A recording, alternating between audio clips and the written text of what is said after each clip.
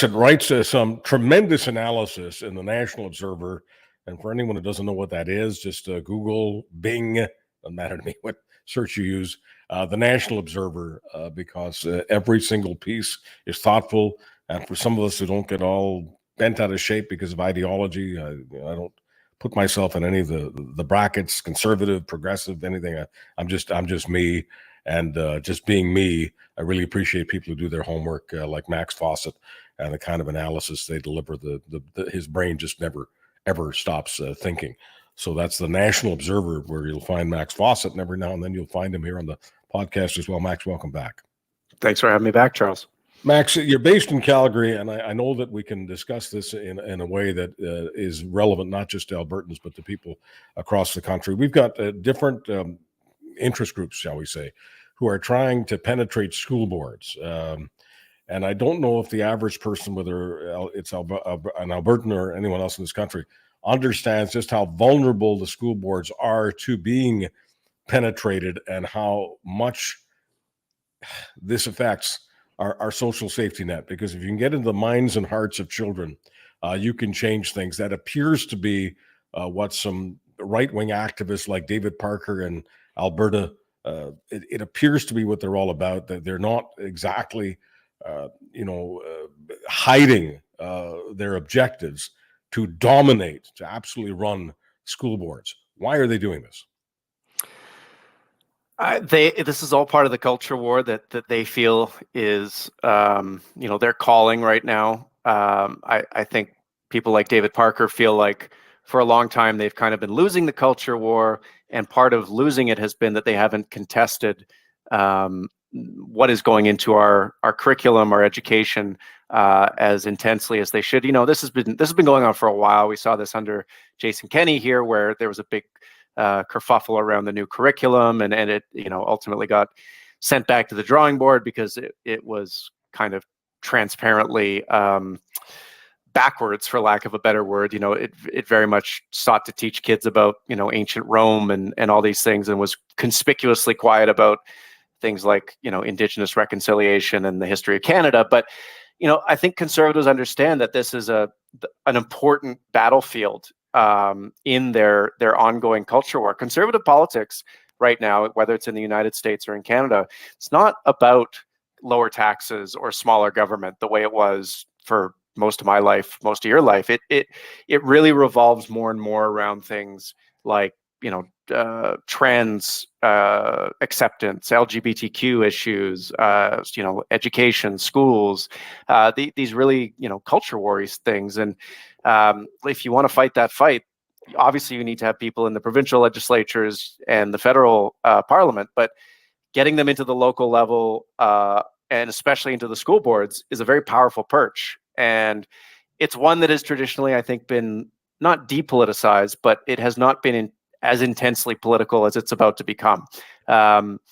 David Parker, the head of Take Back Alberta, fancies himself. He's put pictures of Napoleon on his profile. He's used quotes from Napoleon. He really does fancy himself sort of our own little Napoleon. The one thing Napoleon never did was tell the Russians he was going to invade 2 years before he started marching on Russia. And he has essentially told progressives in Alberta, come the next municipal election, come the next school board elections, we are coming for you. So progressives have that, the time until the next elections to get their act together.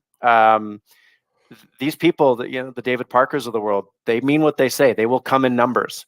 And if progressives don't come in the same numbers, they will lose control of those school boards, and they will lose control, not necessarily of what's being taught, but of how it's being taught, of a lot of little decisions at the school level that can add up to big changes in how kids are educated. Actually, let me take this to the other side of the street.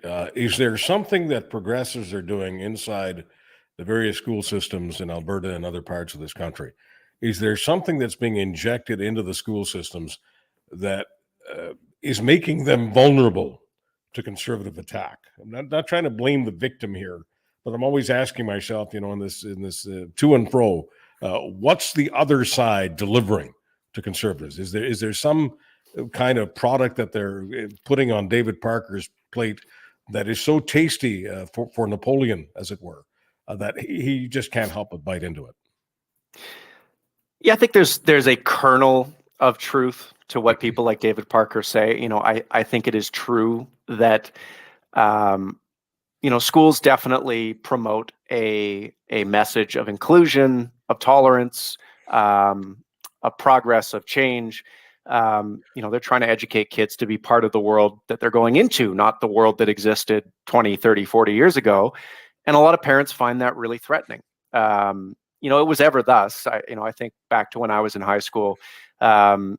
You could definitely accuse schools of teaching us that it was okay to accept gay people. I don't think anyone thinks that's wrong now. In the same light, I don't think anyone's going to think in 20 or 30 years that it was wrong for schools to teach that it was okay for kids to be trans or to explore their gender identity. But we are in that moment now where it feels scary to a lot of parents. And people like David Parker are very good at weaponizing that fear. It's funny.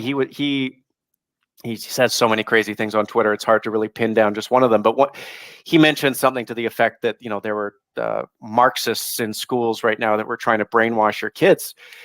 That's not new. When I was in high school, I had social studies teachers who dabbled in left-wing politics. I'm sure it has been that way for a long time. That's just sort of the nature, especially when you get a social studies teacher. They're going to want to teach kids about everything, not just the orthodoxy of markets and the importance of following the rules. Sometimes you have teachers that push kids to be a little bit rebellious, and you can't protect kids from that way of thinking. They should explore it. They should experiment with it, try it out, see if it fits. It probably won't, but I think essential to the worldview that David Parker and the folks like that are espousing is a fear of the modern world, a fear of change, and this idea that you can, if you wall your children away from it, if you put them in private schools, you put them in home schools, if you keep them away from popular culture, you can protect them from what do they call it, the woke mind virus. And I hate to break it to them, but they have this thing called the internet. The woke mind virus is everywhere, and it's called progress. So let's talk about progress. A parent confronted me the other day because felt I was too hard on some of the conservative activism in the schools, and said, Chuck, if you had a 7-year-old daughter going to school, whatever, public school, private school, religious school, doesn't matter. It is a 7-year-old daughter in school, and all of a sudden, boys were coming into her washroom because they felt that the progressives running the school were now giving them the message, if they feel like girls, they can just use the girls' washroom. How would you feel about that? I thought to myself, it can't be that out of control. But I don't know for a fact. I don't know what's going on in every single school and every single washroom. I never thought in a million years that I'd be asking this kind of question. Is it that loose? No, it's not that loose, especially at that age. I think what folks, the fear mongers, do is they take, one example or one sort of reported case of this. I think back to the litter box example where, parents were worried that kids were suddenly like identifying as cats and they had litter boxes in school and what was going on. And I think that happened in one school, maybe somewhere, and it was sort of spun up to be this thing that's in schools everywhere. One thing I know about teachers, and I know a lot of teachers, good teachers, not so good teachers, they all are careful with kids. Their overarching kind of guiding principle, the reason why they became teachers, is to protect kids, keep them safe, help them grow. They're not careless about this stuff. And so the idea that they're just sort of empowering 7-year-old boys to go into the girls' washroom and be inappropriate, it's just not how it works. And I feel like a lot of folks who are so nervous about what's happening in schools, number one, talk to your kids, ask them, but maybe do a bit of research that isn't coming from people who have a pretty clear agenda where they don't trust public education, they don't support public education, and they want to undermine public education. That's the funny thing about these laws that are being brought in by conservative premiers, where the schools have to tell parents if kids are identifying with a different pronoun. You shouldn't need the schools to dime out your kids. To me, if I needed my school to tell me what was happening with something that central to my kid's identity, I would take that as a failure of my own parenting. Better than worrying about what people like Ezra Levant or David Parker are saying, just keep the lines of communication with your kids open. Talk to them. Have a seat at the table. Let them feel like they can talk to you as much as they can talk to their teachers. Because if they feel comfortable saying one thing to the teachers at school and another thing to you, that's not a great reflection on the relationship you have. Well, I'm always trying to put myself in the other person's shoes. In this case, in a teacher's shoes, and I'm just thinking, if I'm teaching, whether it's grade 2, grade 3, grade 4, whatever. If I'm teaching young children, and I'm telling young boys that if you're feeling like a girl today, you can use the girls. Well, I can't imagine myself saying that, because I can't imagine not receiving a bunch of pushback from parents questioning my sanity. It just doesn't make sense to me that teachers would be doing that. I mean, I'm talking about teachers writ large. Yeah, absolutely. I mean, the note that I always get from my teacher friends is, look, even if we wanted to impose some sort of agenda, or we wanted to brainwash children, we're too busy to do it. We are so under-resourced right now. Some of my friends have upwards of 35, almost 40 kids in one classroom. They don't have time to prepare for their other classes anymore. We've put so much on teachers, especially during COVID. They are frantically treading water, just trying to keep up with the basics of making sure the kids are there, making sure the kids are paying attention, teaching the curriculum, getting them out the door. The idea that they have time for this sort of mastermind agenda that they're going to implant into these kids' brains, it just beggars belief. These people who are saying this haven't spent enough time around real teachers who do real teaching. If they have an agenda for these kids, it's that they want them to be accepting of other students, kind to other students, and curious about the world. And curious about the world means open to new ideas. I know that is scary for some people, that they want their kids to kind of just be little educational widgets or educational robots. But a successful education makes you more open to the world. And maybe there are pluses and minuses to that, but I don't see how it's in the best interest of any kid to not get a good education and not be exposed to the world that they're going to have to go live in. Max, are any of the teachers in your life talking to you about how difficult it is to have 30, 35, close to 40 kids in a class, when several of them aren't able, for the most justifiable of reasons, aren't even able to speak the language properly? They've either recently arrived in Canada. We don't fail anyone, so they just keep going forward in the system regardless of what their language skills are like. Sometimes the tutoring isn't very good on getting people up to speed in terms of language. I'm just wondering if that's something that you're getting, because that's something I'm getting from several teachers, and that one feels real and that one feels important. Yep. Yeah, I had a friend of mine who said that they had a kid in their class who came to Canada, I think, a few weeks ago. Didn't speak a lick of English, and there was no language support in the class. There was no one there helping him, translating, making sure he's understanding everything that's happening. And this teacher was saying, look, like I can tell he's falling behind, obviously, but there's nothing I can do about it. Right there, I have 30 whatever other kids.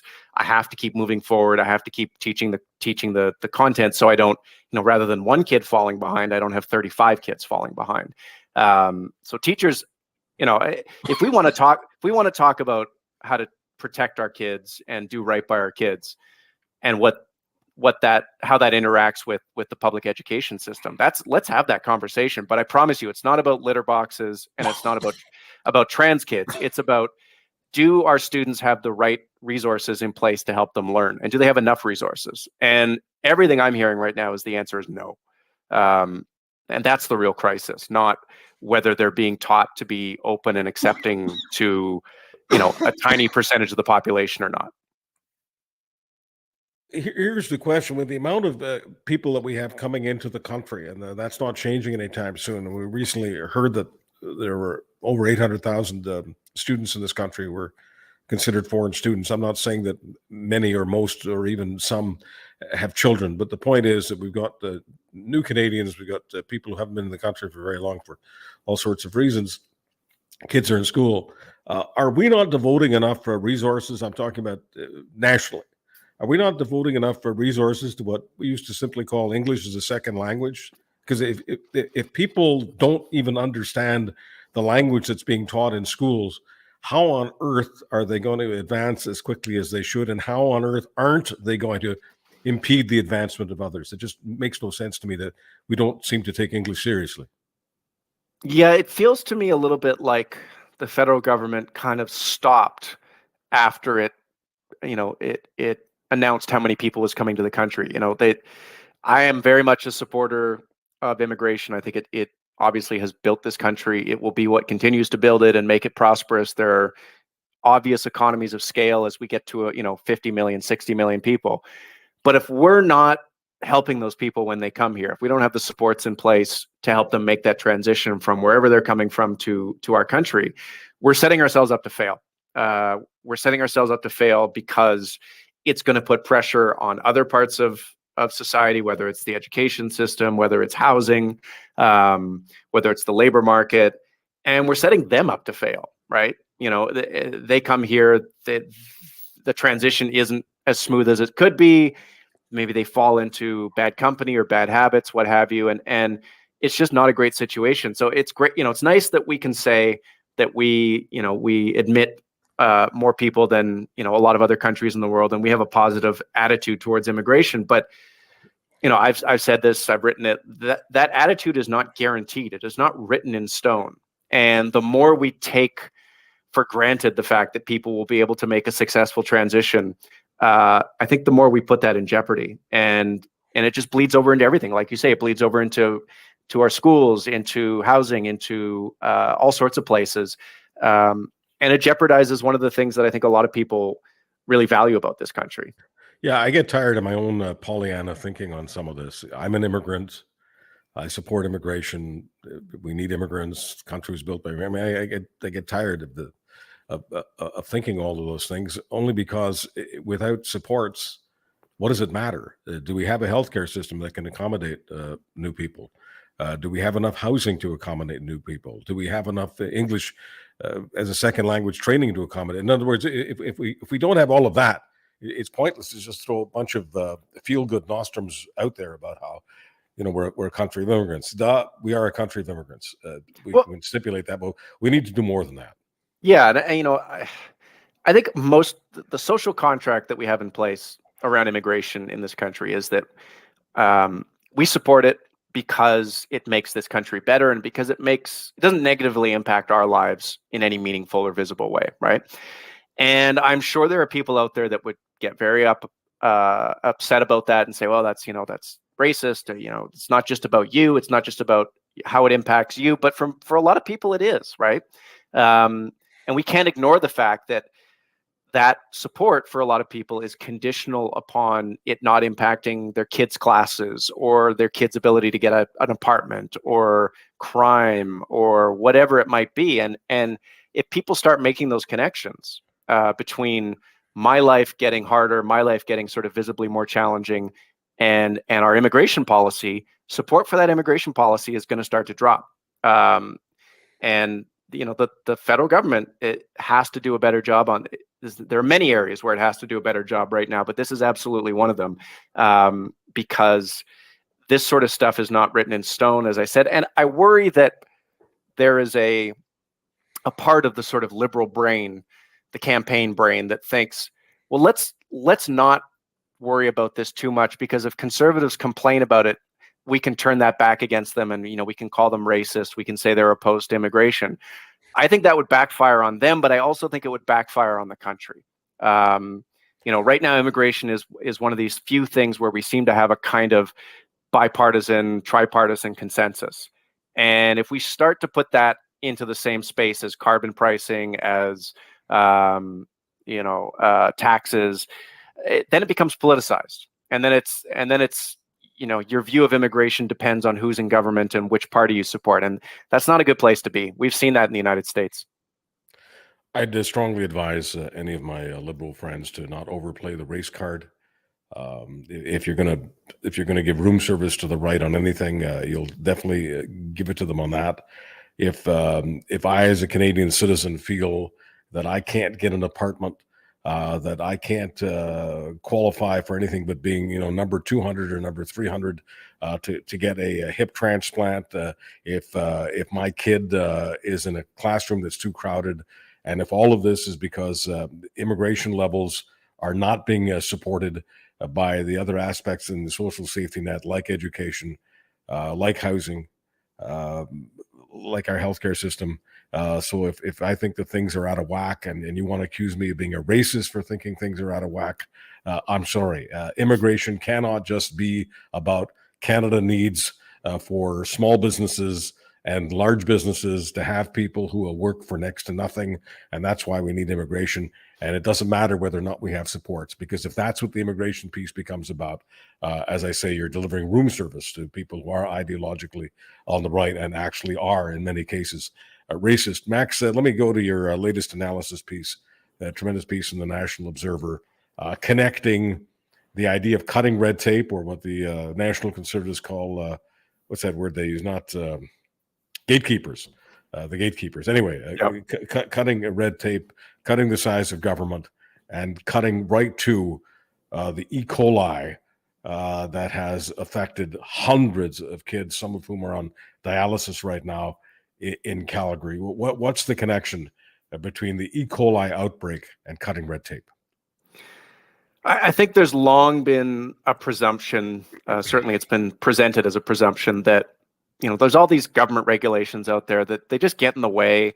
And if we would just cut them back, we would save money for companies, businesses would be more prosperous, and there would be no downside. It's you can have your cake and eat it too here. And we've seen time and time again that isn't true. That when you cut regulations aggressively, when you make cutting regulations the point of the exercise, you get to the bone pretty quick, and people get hurt. So we saw this in Walkerton under Mike Harris in the 90s, where one of the first things they did when they came into power was they privatized the testing of municipal water. And sure enough, a few years later, you get the Walkerton E. coli outbreak, people die, and the public inquiry that gets held into it essentially recommends we need a ton of gatekeepers around this, because drinking water is one of those things where you don't really want things to be efficient and sort of run by the market, where they are cutting as many corners as they can to be profitable. You want it to be inefficient, because inefficient means that if one level of regulation misses it, the next one will catch it, right? Sort of like the Swiss cheese analogy, where if you have a bunch of pieces of Swiss cheese stacked on top of each other that goes through one hole, it's not going to go through the other hole. So we saw that there. We saw it at Lac Megantic again, where regulations on the rail industry were inadequate. People died. Mercifully, in Calgary so far, no kids have died, and thank God for that. But I know, talking to parents who, some of them have kids in these daycares or in daycares that are adjacent, just the worry, the am I doing the right thing? What about the food in my kids' daycare? It really causes some second guessing, because you count on government to take care of this stuff. You count on government to regulate these sorts of facilities in a way that's not a thing you have to worry about, right? That's their job.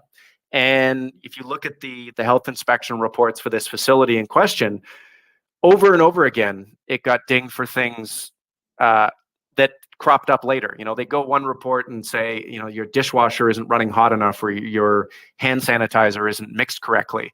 They come back 6 months later, the same issue would be there. This was clearly not a facility that was learning, and yet they kept it open. They didn't close it. They didn't tell parents. And so this is what happens when you have a government that is obsessed with red tape. The government of Alberta under Kenny came in and made it not a goal to make regulations better. I'm fine with that. Get rid of things that aren't good and make them better. They made it a goal to reduce the sheer number, right? We want to cut red tape by 1/3. We don't care what it is. We just want it gone. And this was inevitable in some respects. They were going to cut something that they shouldn't have cut, and something was going to fall through the cracks. So, whenever a political party tells you that it's a free lunch, that we can just cut these regulations and it'll be great for business and you don't need to worry about it, we really need to, ask some tougher questions about what is the purpose of regulation and what is the purpose of getting rid of it. So I want to ask you specifically about housing, because we're all being told that the housing crisis is what's creating a political crisis for the Liberals, and if there's a change of government in a couple of years, it'll be because the federal government hasn't done enough to regulate the housing market. Now, in the world that I grew up in, federal government built emergency housing. Federal government built housing for people of low income. Federal government built housing for people coming back from World War II. There were lots of reasons why the federal government got involved in housing to an extent, but I never heard of this idea of the federal government creating a policy that would regulate and I guess tamp down the free market, the housing market. So help me understand, Max Fawcett, what government, whether it's a Liberal government or a Conservative government, what they should be doing long term to create housing affordability. And the immigration piece, I think, has to be part of this. Yeah, so there's two levers here. There's demand and there's supply, and both of them have gotten out of whack on this issue. Demand has been sort of supercharged by the number of temporary foreign residents that are coming here, oftentimes under the auspices of getting an education, but really using those educations to get a foothold for citizenship down the road. And of course, they bring money into the country to rent, to buy, to live, and that takes supply off the market. So that's part of the demand side. The other part is foreign investment, which they've done a pretty good job of cracking down a little bit on in BC and markets like that. I think they were late to the game, but they are at least in the game. It's on the supply side that governments have really kind of been asleep at the switch. And, to some extent, I understand why. Prior to COVID, this didn't look nearly as out of control as it is. I mean, I've been complaining about the high cost of housing in Toronto and Vancouver for as long as most of my friends have known me. I was predicting a housing crash in Vancouver back in the early 2000s. Shows what I know. But housing has always been expensive in those very desirable markets. What hasn't been the case is that housing has been expensive everywhere, right? And now, housing is expensive in Chilliwack. It's expensive in Port Hope. It's expensive in Truro, Nova Scotia. It's everywhere. And the rental market is particularly crazy. When I moved back to Vancouver in 2015 to become the editor of Vancouver Magazine, I got a 1-bedroom apartment in the Olympic Village for $1,500. Right? Wow, not a big apartment, but so, it was what fine. year was that, Max? That sounds so cheap. How long ago was that? 2015. Really? Right? Just And 8 years ago. Now, I mean, I assume it would be at least $3,000, probably more. So, to me, the rental market is the one that is the most dire because, you don't have to buy. And I've always sort of been an advocate that renting can be a pretty smart strategy, but renting is disastrous right now because the rental market, the rental vacancy rates are near zero almost everywhere. Landlords have all the power. And there's just not supply coming on to meet this growing surge of demand. So that's where I think the feds really need to focus their attention. They have finally, with waiving the GST on new purpose-built rentals. That's, I've seen a bunch of developers on Twitter saying, that is immediately transformative. That takes a bunch of projects they had that didn't make economic sense and puts them immediately into, well, we'll build those right now. But that's going to take years to show up, right? All that supply that is now sort of being brought into play will take a long time. And I in the interim, people are still suffering. Rents are still going to keep climbing. So it's a really tricky political challenge because it is, like you say, it's unless they dedicate themselves to building wartime housing, really kind of like prefab, quick build, throw them up and get them in there, there's not going to be a solution that people will see before the next election. Part of me thinks that that's the bed that the federal Liberals have made for themselves, and they're going to have to lie in it one way or the other. But the one thing that's encouraging to me about all this is that everyone finally takes this seriously. People like me have been kind of writing and talking about housing for a decade now, and it's kind of been ignored because most elected officials own their own homes. And so any increase in prices really doesn't seem like a bad thing to them.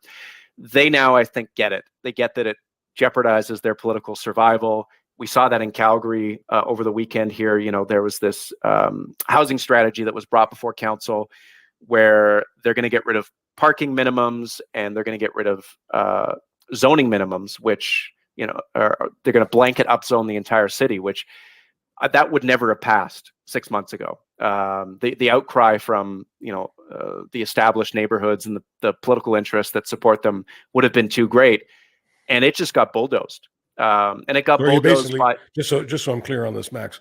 Are you basically saying that neighborhoods where you only had single family homes like bungalows or 2 stories that resisted the idea of condo development, apartment development?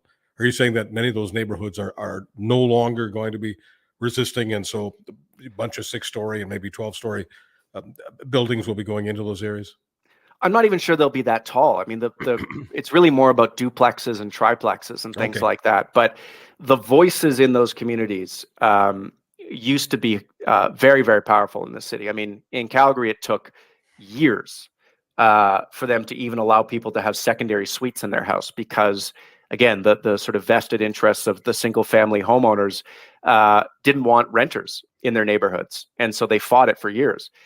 But what we saw at council over the Friday and Saturday, Thursday, Friday, Saturday, was just this alliance of young progressives, old conservatives, the business community, everyone coming to bat and saying, we need this right now. We don't have time for this to listen to, your objections about the character of your community or what it's going to do to that tree down the corner. We need to build more housing right now. And it just got bulldozed. And I think that's hugely encouraging. You have a situation at the federal level where there is no daylight really right now between Pierre Poilievre, Jagmeet Singh, and Justin Trudeau on the need for more housing. So, those sorts of situations can really move the markers on the football field quite quickly. And we'll see how far we can get on housing over the next couple of years. But it's clear that, the sense of urgency has never been greater.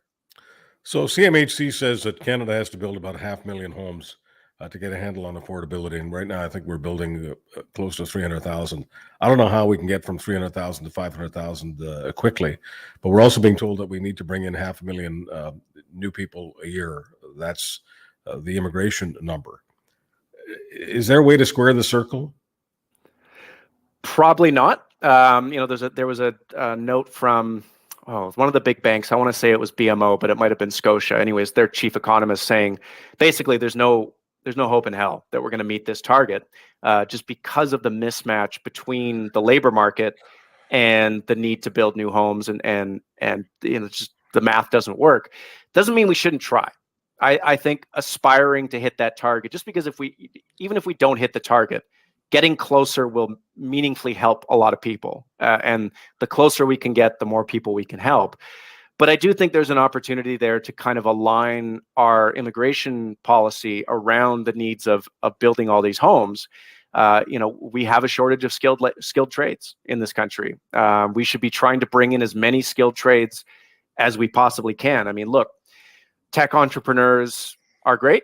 They create a lot of wealth. I think everyone wants to have a tech entrepreneur living in their neighborhood. But the truth of the matter is we don't need them right now as much as we need a carpenter or a bricklayer or a drywaller. We need those people much more urgently, especially because, a tech entrepreneur is going to come here and bid up housing. It's going to add fuel to that fire. So I do think we should be adjusting our immigration policy to kind of meet the needs of our biggest need right now, which is housing. And I also think, and God help me, I'm going to sound like a conservative here, but we need to be telling our young people, not that it's better to get a skilled trade than it is to get a Bachelor of Arts or go get a university education, but to tell them you don't need to get a university education. It's not necessary to participate in society. And so if you're one of those people who is good with their hands, who loves to build things, who wants to make a living for themselves that way, we should be careful that we're not sort of implicitly shaming them away from that choice, because